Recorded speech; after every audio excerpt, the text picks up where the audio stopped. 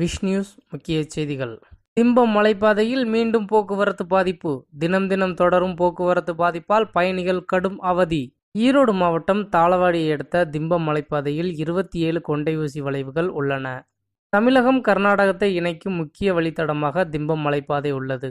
திம்பம் மலைப்பாதை வழியாக தினம்தோறும் ஆயிரக்கணக்கான சரக்கு வாகனங்கள் பயணிக்கின்றன. கர்நாடக மாநிலம் மைசூரிலிருந்து கோவைக்கு காகித அட்டை பாரம் ஏற்றி சென்ற டாரஸ் லாரி இன்று காலை 10 மணியளவில் திம்பம் மலைப்பாதை 26வது வளைவில் திரும்பும் பொழுது குறுகிய வளைவில் திரும்ப முடியாமல் நின்றது. லாரியை பின்னோக்கி இயக்கிய பொழுது லாரியில் இருந்த அட்டை மூட்டைகள் ரோட்டில் சரிந்து விழுந்தன.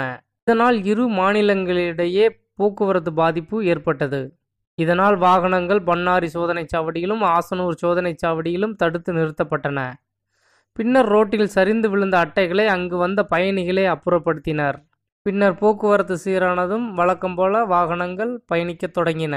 தினம் தினம் தொடரும் போக்குவரத்து பாதிப்பால் பயணிகள் மற்றும் வாகன ஓட்டிகள் கடும் அவதிப்பட்டு வருகின்றனர். கனரக வாகனங்களை மாவட்ட நிர்வாகம் தடை செய்ய வேண்டும் என கோரிக்கை வைத்துள்ளனர் சமூக ஆர்வலர்கள். நிறைவேற்றப்படுமா இவர்களது கோரிக்கைகள்?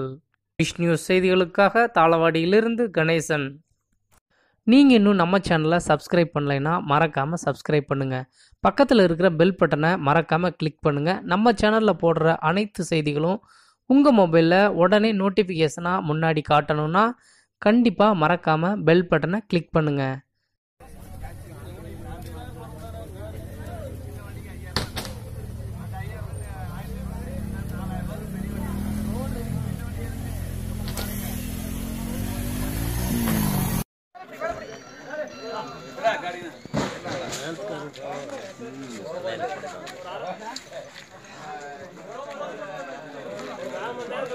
எடுத்துருவாங்க போ.